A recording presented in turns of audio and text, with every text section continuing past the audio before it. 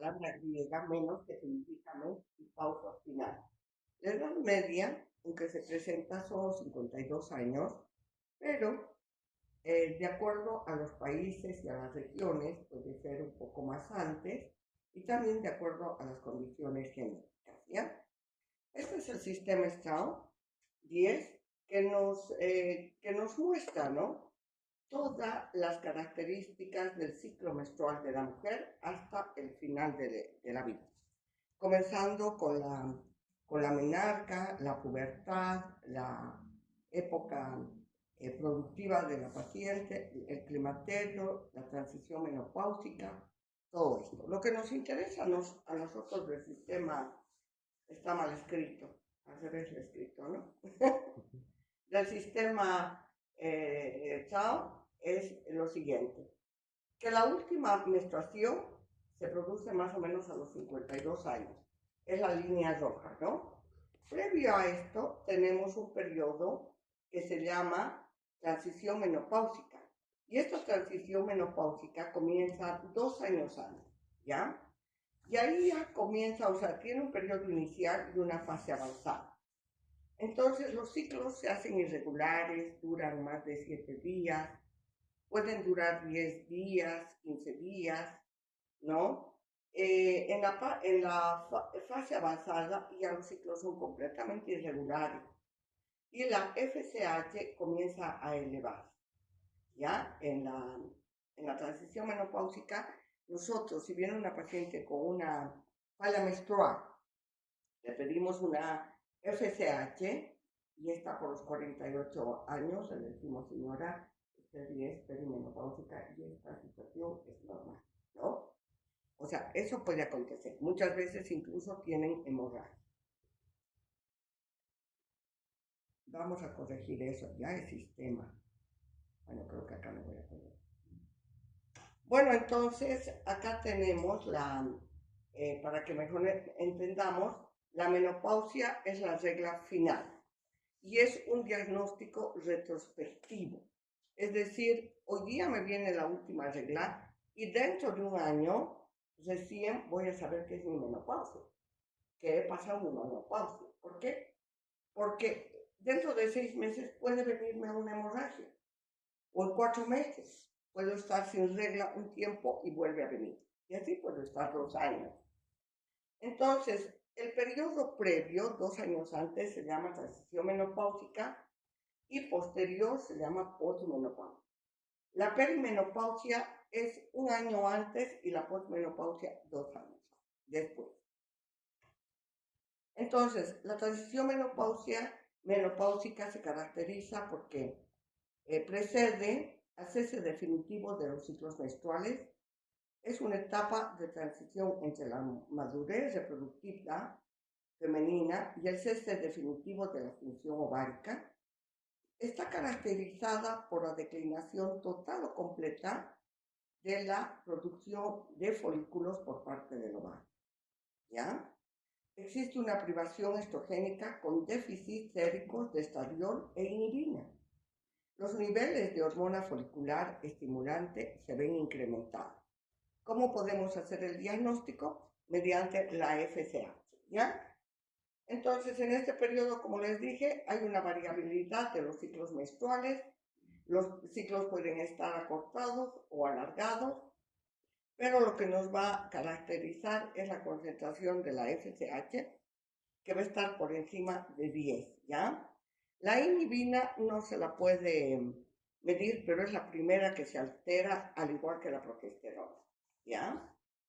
Y también, si digamos hay pacientes que tienen 42 años y tienen estas alteraciones del ciclo y quieren embarazarse, muchas no tienen.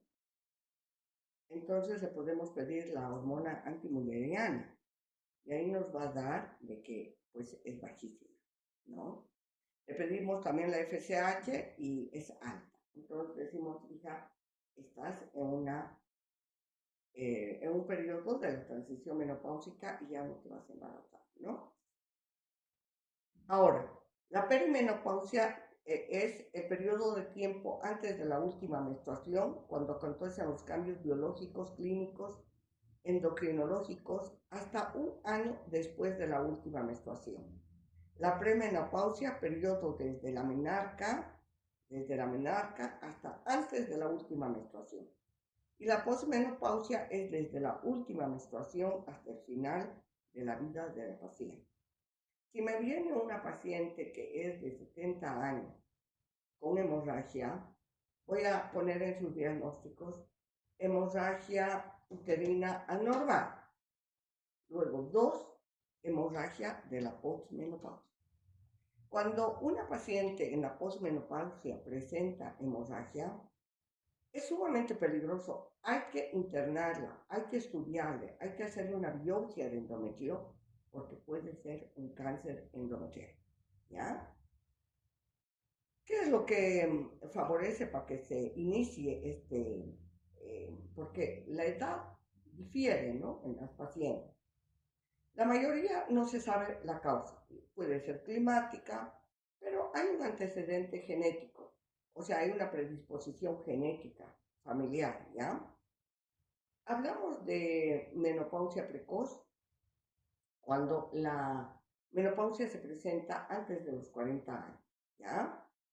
Y esto se puede producir por embarazos cronológicamente prolongados, carencias nutricionales en la infancia, la desnutrición, el tabaquismo, las pacientes con síndrome de Down, una cirugía ovárica donde le hayan extirpado ambos ovarios, ¿no? O también la salpingoclesis, chicos. Cuando hacemos salpingoclesis, al sacar las trompas, afectamos los vasos ováricos. Y ahí la paciente a los 2-3 años nos viene con una menopausia, ¿no? Entonces hay que saber cómo hacer la salpingectomía o la salpingoclesis. La menopausia tardía se presenta, yo tengo pacientes de 53, 54 años que todavía menstruan. Ojo, tiene todavía estrógenos esta mujer, ¿no es cierto? ¿Y a qué se debe? Se debe, generalmente, muchas son alcohólicas, ¿ya?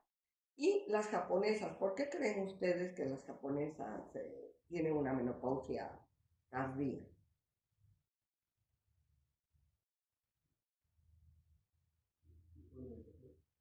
La soya. Ellas consumen todo el tiempo soya desde que nacen. Entonces, la soya, la verdad que tiene estrógenos naturales.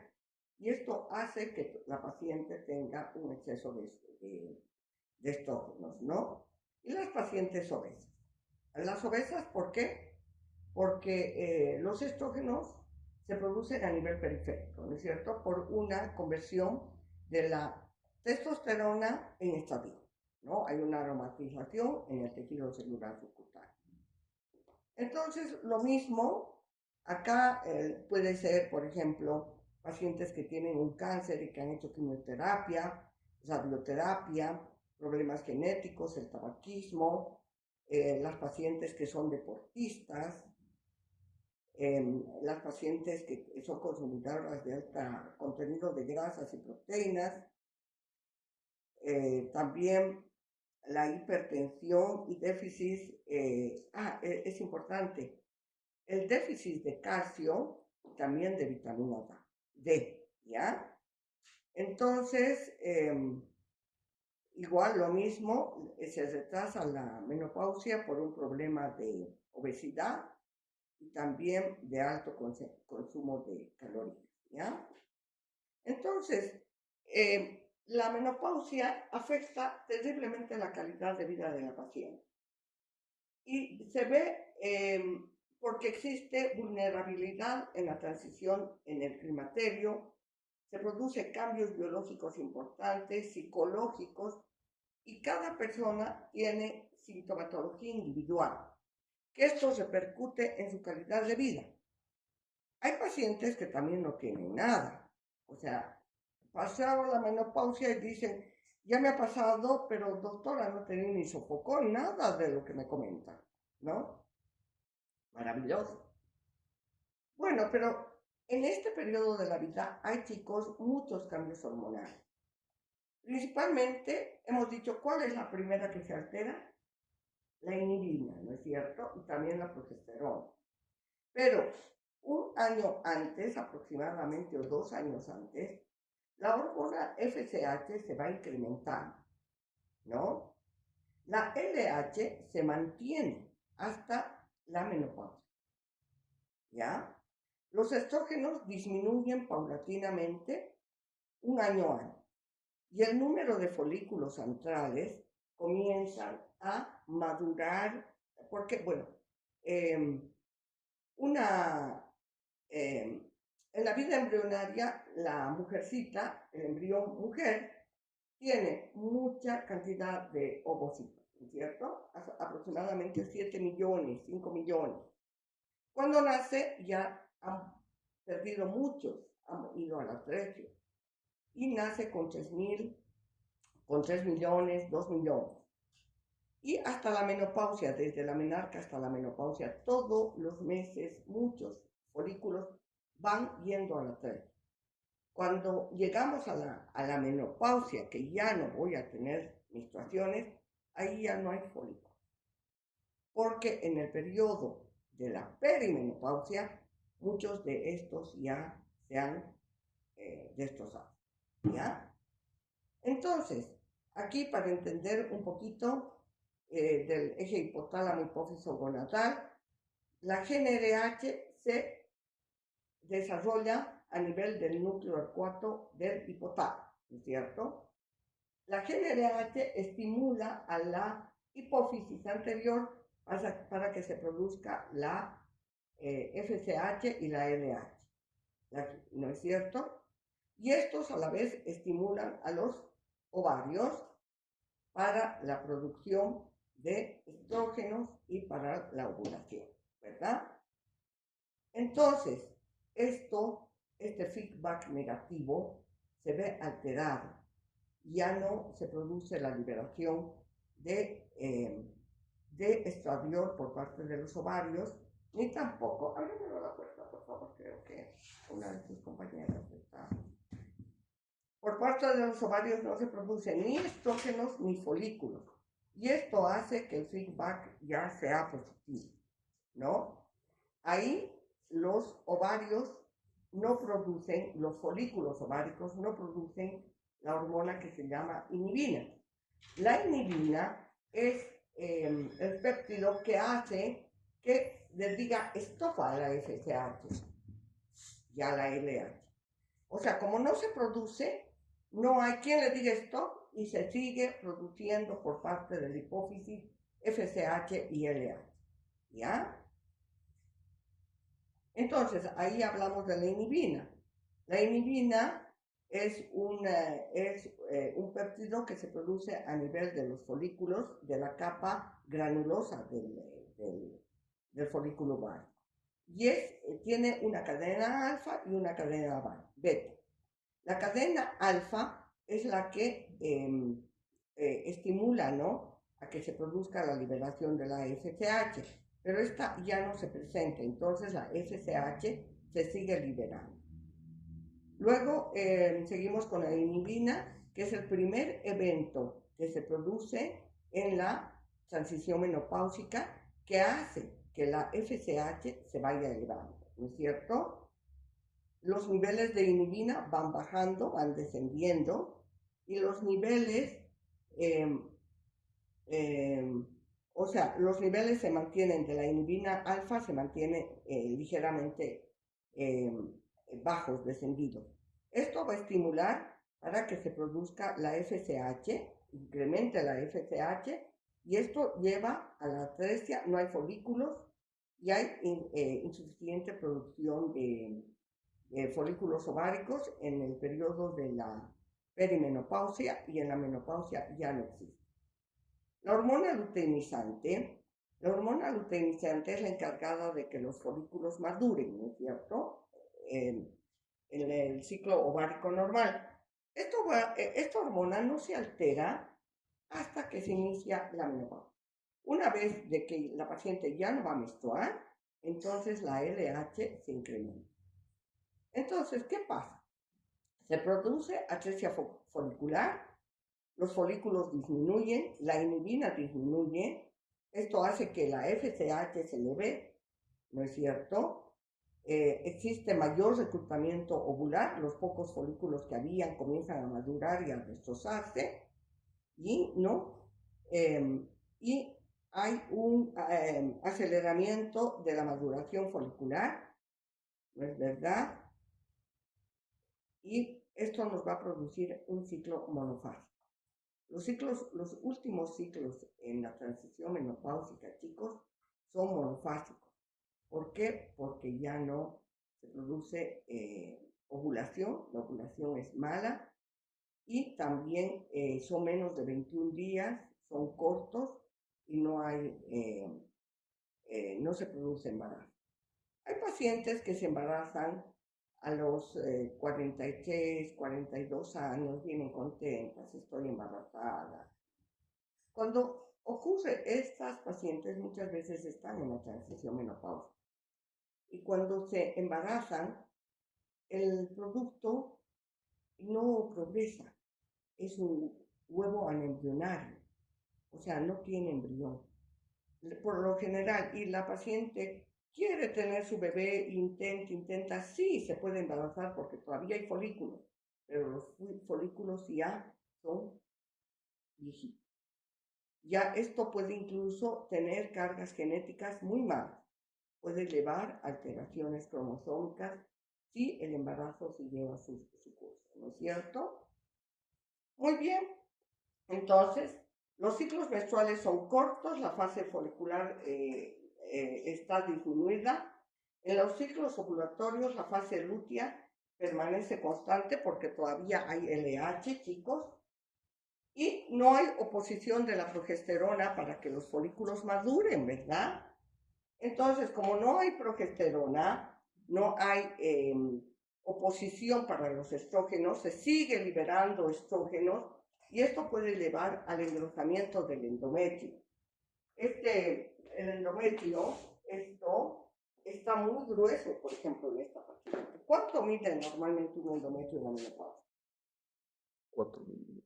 3 milímetros, ¿ya? Mide 3 milímetros. Si una paciente tiene 5 milímetros, ya tengo que hacerle un avión, ¿ya? Porque eso significa que está teniendo muchos estrógenos. Y esto me puede llevar a un cáncer endometrial, pues es peligroso, ¿no es cierto? Los folículos funcionales están estimulados por la FSH, hay disminución, reducción de la frecuencia del reclutamiento ovular y hay acortamiento de las menstruaciones, ¿no? De los ciclos. Entonces, se produce un hipoestrogenismo, que eso se produce por el aumento de la GnRH. Ahora, ¿qué pasa con los andrógenos? Los andrógenos se producen a dos niveles. ¿Dónde se producen los andrógenos?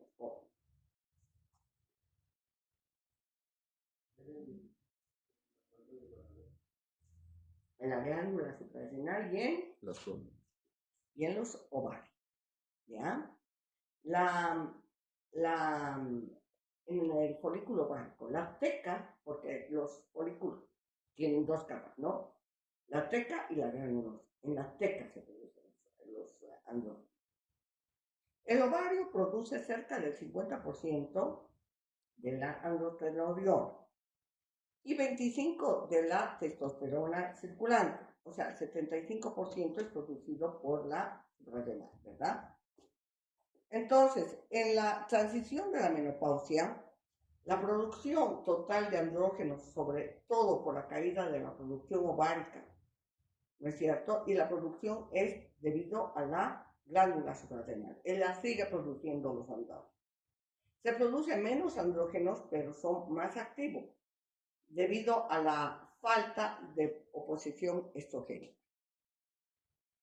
Y esto también en las pacientes cuando son obesas es peligroso, porque la paciente que tiene mucha masa grasa, o sea, mucha grasita, es gordita, esta androstenediona, la testosterona que se produce en la suprarrenal, se transforma en el tejido celular subcutáneo en androstenediona y luego en estrógenos, ¿no? En estradiol y estrona.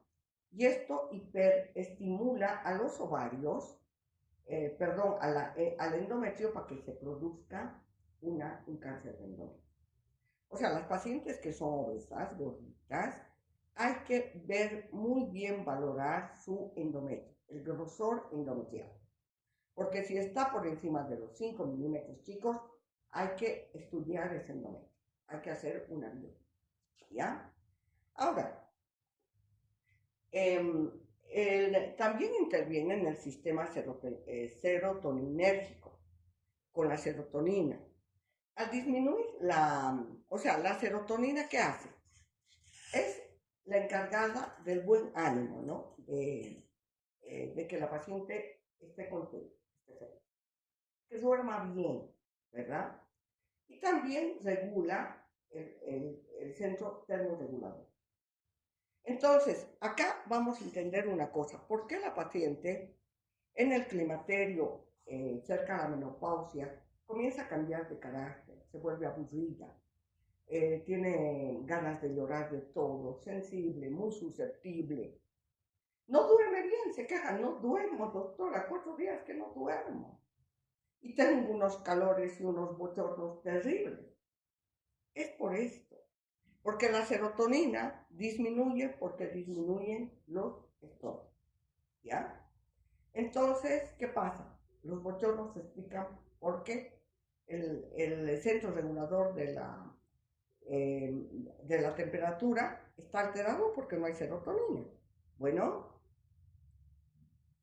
entonces, en el climaterio es el periodo que esto ya es el climaterio. ¿Qué es el climaterio? El climaterio involucra un estado reproductivo a un estado no reproductivo. O sea, ¿cuándo comienza el climaterio? Desde que la paciente no puede embarazarse. La menopausia es un evento que ocurre durante el periodo del climaterio, así como la menarca acontece en la pubertad. ¿Ya? Implicaciones clínicas del climaterio. Existe una etapa de transición y adaptación a un nuevo orden biológico. Existe pérdida de la capacidad reproductiva espontánea, modificación de los patrones hormonales que los hemos visto, y todo esto lleva a manifestaciones clínicas, ¿no? Y nos va a llevar a la menopausia. Que la menopausia es el cese total de las menstruaciones que resulta de la pérdida de la actividad folicular ovárica. El diagnóstico es en forma retrospectiva, un año después del cese permanente de la última menstruación. Puede existir una menopausia inducida, y esto ocurre después de la extirpación quirúrgica de ambos ovarios. ¿Cuándo podemos extirpar los ovarios? ¿Cuándo han escuchado que a alguna paciente le han extirpado sus ovarios? En pacientes con cáncer de mama.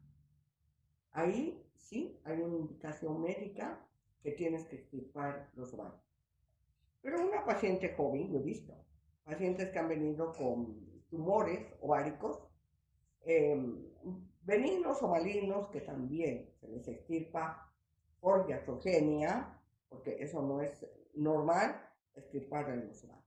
Tienes que salvar, aunque sea un pedacito de ovario, para que la paciente pueda tener menstruaciones y pueda tener un hijo por lo menos, ¿no? Pero eso ocurre. Por ablación iatrogénica de ambos ovarios, por radioterapia, que también cuando la paciente por un cáncer entra a radioterapia, pues sus ovarios van a sucumbir. La quimioterapia también afecta los ovarios. A veces utilizamos análogos GnRH para algunos tratamientos, pero esto es reversible. Llevamos a una menopausia, digamos por una endometriosis. La llevamos a un estado de menopausia, pero después de unos 3, 4 ciclos va a recuperar su función fértil y sus hormonas. Hablamos de menopausia precoz porque esta se produce antes de los 40 años. Bien, esta es la teoría de las dos células, que es bien importante, ¿no? Porque lo que les decía, a nivel de la teca, se produce a partir del colesterol la progesterona, la androstenediona y la testosterona. Y está estimulada por la LH que estimula la teca, ¿no? Y en la granulosa, por estímulos de la FSH, hay una aromatización de estos andrógenos en estrona y en estradiol. ¿Ya? Lo mismo ocurre a nivel del tejido celular subcutáneo en las gorditas. Entonces, los andrógenos, el ovario produce cerca del 50%, lo mismo, de la androstenediona y 25% de la testosterona circulante. El resto es producida por la glándula suprarrenal. ¿Ya? Entonces lo que produce en las gorditas, ¿no?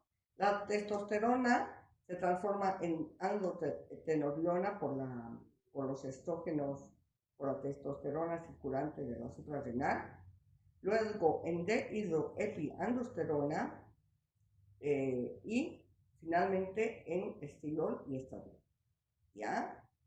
Y eso es peligroso porque puede llevar a cáncer de endometrio y también puede ser un factor de desarrollo de cáncer de mama, ¿ya? Ya.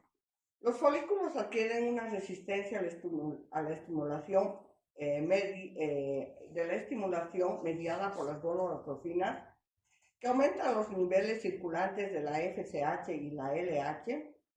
La estimulación de estradiol de parte del ovario, hay una deficiencia de células de la granulosa con aumento de la conversión periférica de la androstenediona, ¿no es cierto?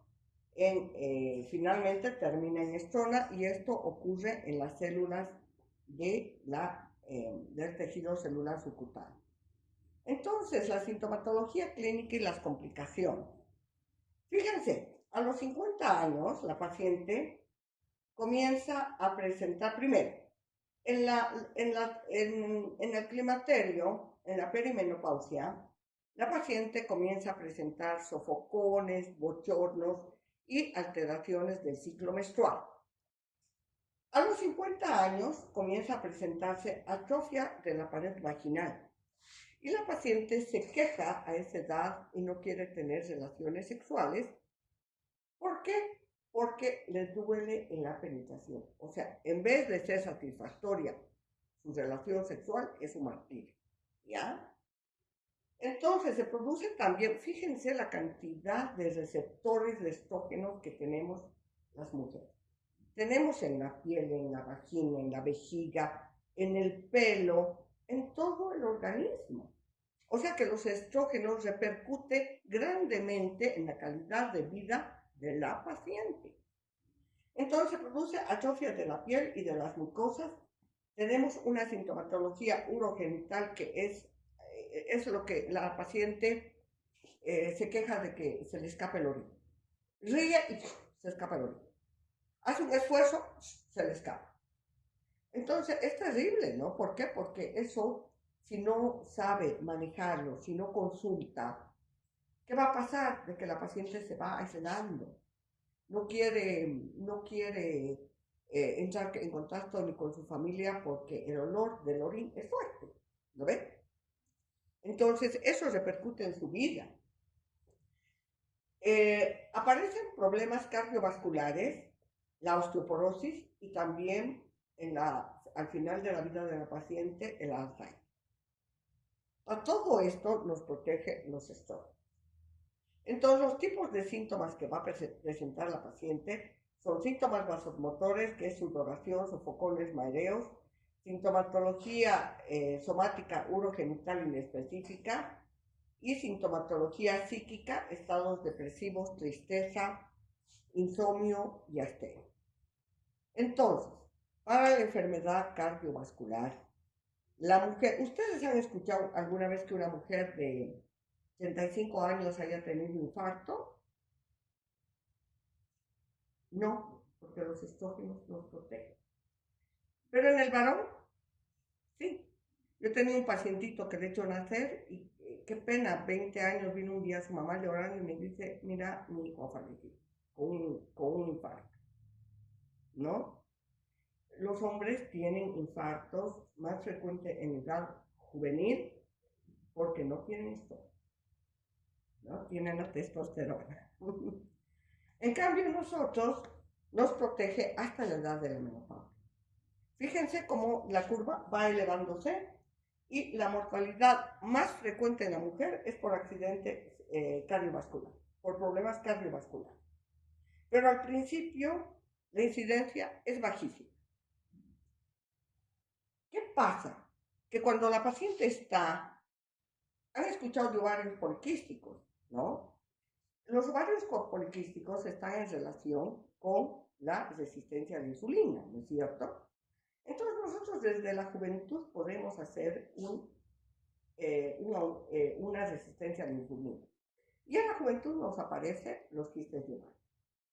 Posteriormente vamos creciendo, vamos aumentando de años y en la menopausia la resistencia a la insulina es pues en todas las pacientes.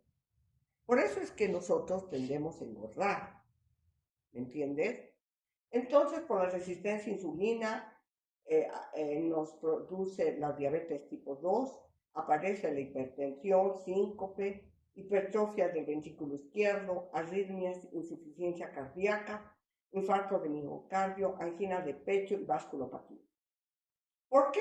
Porque esta paciente, que por lo general somos así, desaparece la relación cintura-cadera, es decir, que cuando ven una paciente con obesidad tipo manzana, tiene mayor riesgo de hacer un problema cardíaco, tiene mayor riesgo cardiovascular.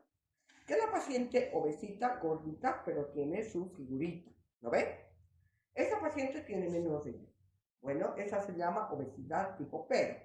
Y esta obesidad manzana, que es la que es más peligrosa. Entonces comienza a aumentar el colesterol, comienza a incrementarse, el colesterol de baja densidad, la de alta densidad, comienza a aparecer los triglicéridos, se van depositando en los vasos, estos disminuyen su lumen, aumentan la resistencia periférica, comienzan el óxido nítrico baja y los factores procoagulantes aumentan, ¿no es cierto? Y aquí es más o menos para explicar un poco. La globulina transportadora de hormonas sexuales disminuye. La testosterona libre aumenta. Los efectos androgénicos, ¿no es cierto?, van a incrementarse. Aumenta el colesterol de baja densidad, de alta densidad, los triglicéridos. También hay un aumento de la resistencia a la insulina que hemos dicho que nos va a llevar a la obesidad, ¿no es cierto? Se produce un daño vascular y arteriosclerosis, disminuye el óxido nítrico, hay vasoconstricción, hipertensión arterial y esto nos aumenta el riesgo cardiovascular. La paciente generalmente a determinada edad, 60, 65 años, están hipertensas, tienen angina de pecho y pueden llegar a tener infarto de miocardio. Bueno, entonces esto es un estudio en autopsias de las mujeres y vemos cómo a partir de la menopausia la mortalidad por infarto de miocardio en la mujer es mucho menor, ¿no? Entonces acá ya chicos, no quiero cansarles mucho, vamos a correr. Entonces la clínica comienza con sofocones, irritabilidad, nerviosismo, pérdida de memoria, parestesias musculares, mialgias, artralgias, insomnio, cefalea, pérdida de la concentración, alteraciones sexuales, psicológicas, alteraciones endocrinas y metabólicas. Esto es un resumen, sacan una fotito, lo pasan, porque ¿qué alteraciones se producen en la vagina?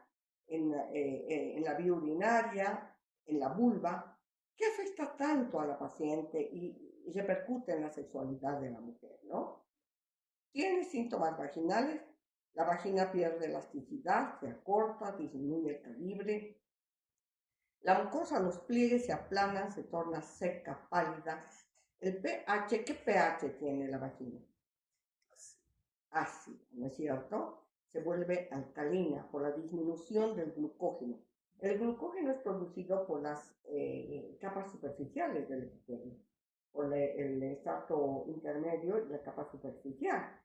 Ya no hay glucógeno, por lo tanto no hay flora basilar normal, y entonces incrementa la flora patógena, los estreptococos, los estafilos y la Escherichia coli. Hay alteraciones en la vulva. A nivel de la vulva disminuye la grasa, el monte de Venus, el epitelio se adelgaza. Tanto en la vulva, los labios mayores y menores, disminuye el diámetro del clítoris y los labios menores. Entonces, vean cómo con el tiempo comienza con sequedad vaginal, ¿no es cierto? Esto es en la sexualidad, descenso en el interés sexual. Ya no tienen interés a la sexualidad. Declinación de la actividad corporal. Va a presentarse la dispareunia, la excitación está disminuida, no tienen capacidad orgásmica. Y llega a cierta edad en que la paciente ya no quiere saber de sexo, ¿no? Bueno, y hemos dicho de que hay muchos receptores en todo el organismo, ¿no? Y a nivel de la vejiga, de la uretra, hay un montón de receptores estrogénicos debido al origen embrionario, tanto de la parte de los genitales como de la vía urinaria, ¿ya? Entonces, esto repercute grandemente. No les estoy tapando cuando hago así, ¿no?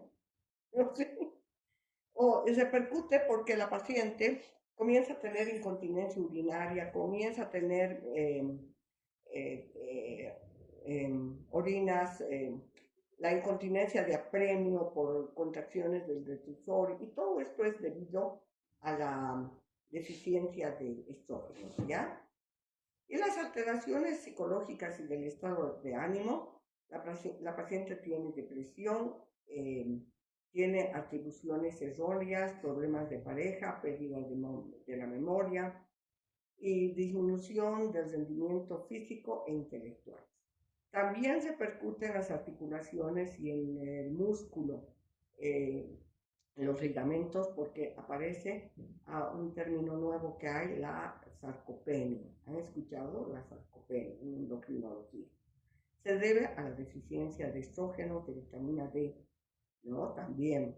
Y la osteoporosis, que es la disminución de la densidad ósea de los huesos, donde los osteocitos tienen incapacidad de producir hueso nuevo y sí aumentan los osteocitos, ¿no es cierto?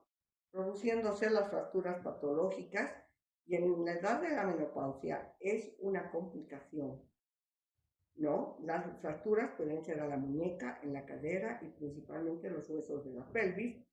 Esto puede repercutir en su vida grandemente y le acompaña hasta la muerte a la persona.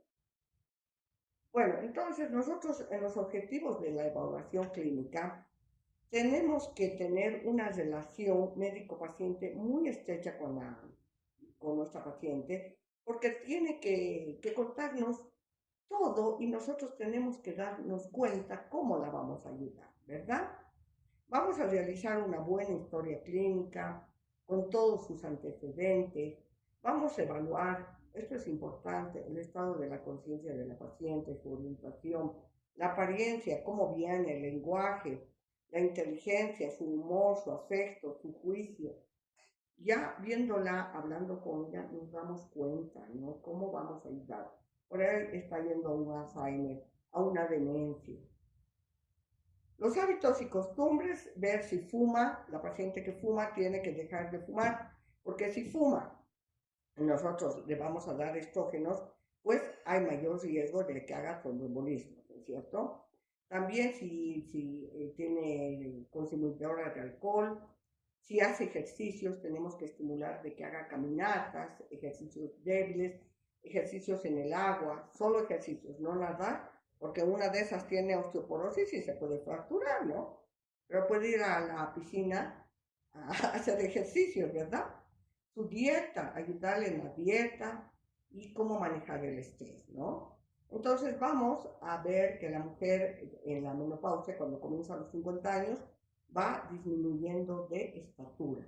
Y ahí nosotros como médicos nos damos cuenta que la paciente pues tiene osteoporosis. Si vemos, medías 1,56 y ahora estás midiendo 1,53. O sea, los huesitos, las vértebras se están aplastando, ¿no? Entonces es muy importante medirle, y otra cosa, medir la cintura-cadera, la relación que existe. Porque si tiene la relación está invertida, pues es una obesidad tipo manzanita que nos vale a problemas cardiovasculares, ¿no? En los exámenes complementarios chicos pedimos ecografía, la biopsia de endometrio siempre cuando la paciente tenga sangrado uterino anormal en la postmenopausia y cuando su endometrio esté por encima de 3 milímetros. Rectosimodoscopía, toda mujer tiene que hacerse por lo menos una vez en la vida. Sus laboratorios, especialmente el perfil lipídico, la mamografía, sí o sí, porque si yo le voy a dar estrógenos, no vaya a ser que esa paciente tenga cáncer. Y vamos a evaluar si tiene varios. Bueno, las estrategias de atención son especializadas en términos de cambios físicos, sintomatología en relación con la menopausia, modificaciones del estado de vida de la paciente para prevención de enfermedades, opciones de tratamiento para aliviar los síntomas y evitar el riesgo de complicaciones cardiovasculares, evitar la osteoporosis y el Alzheimer, ¿no? Acciones primarias de promoción de la salud en el climaterio. Siempre vamos a dar consejos saludables, orientaciones dietéticas y le vamos a insistir en que se vacune contra la influenza, la hepatitis, la neumonía y también el COVID, que ahora ya no todos tenemos COVID, ¿no ve? Tratamiento, o sea, todos tenemos anticuerpos, ¿no? El tratamiento tiene los siguientes objetivos: atenuar los síntomas, mejorar la calidad de vida y prevenir la enfermedad cardiovascular y la osteoporosis, que la paciente sea más feliz. El tratamiento con estrógenos podemos darlo a partir, o sea, tenemos que evaluar la ventana de oportunidad, ¿no? Y esto es cuando la paciente ya está teniendo irregularidades menstruales, o sea, en la perimenopausia. Entonces vamos a darle estrógeno. Pero para darle estrógenos jóvenes, yo tengo que estar segura que no tenga antecedentes de cáncer de mama. No le voy a dar, si hay antecedentes que su mamá tenía un cáncer, su hermana, no le voy a dar esto.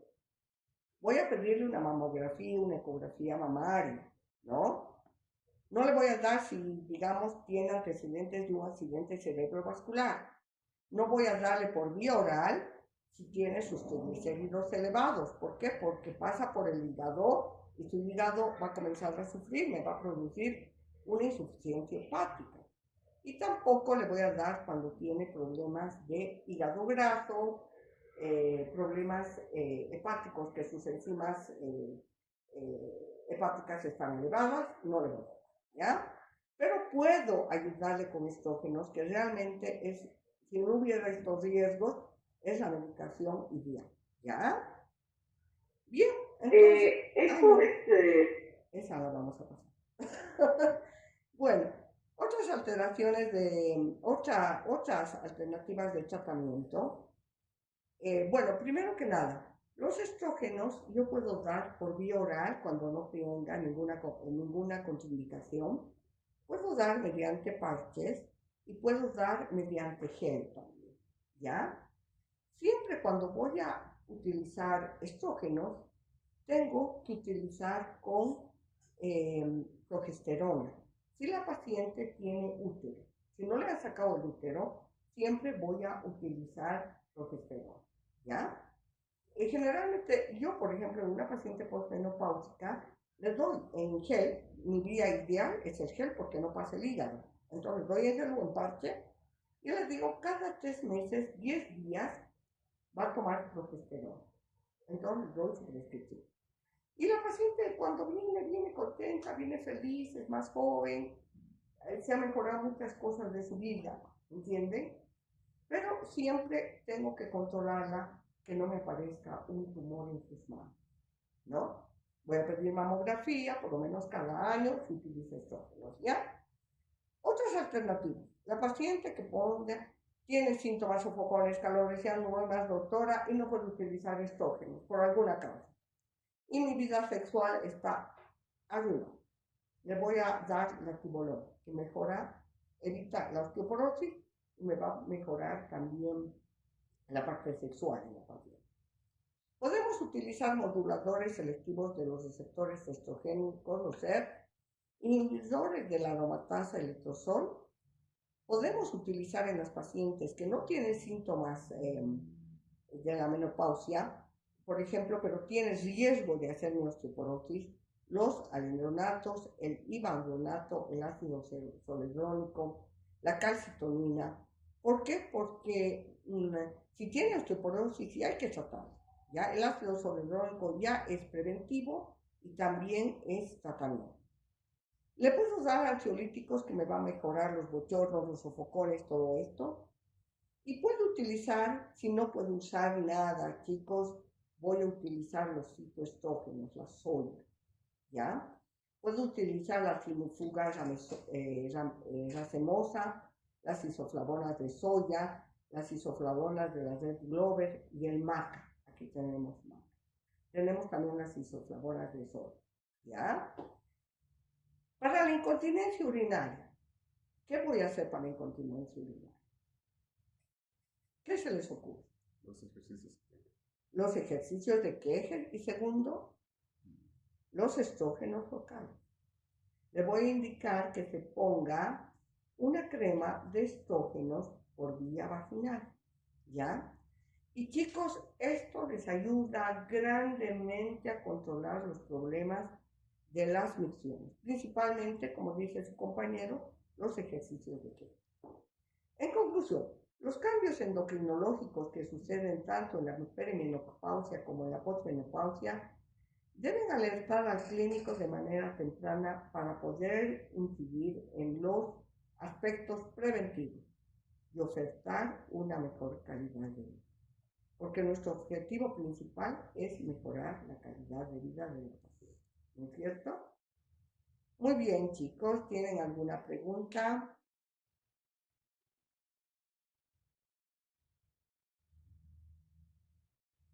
A ver, cuéntenme.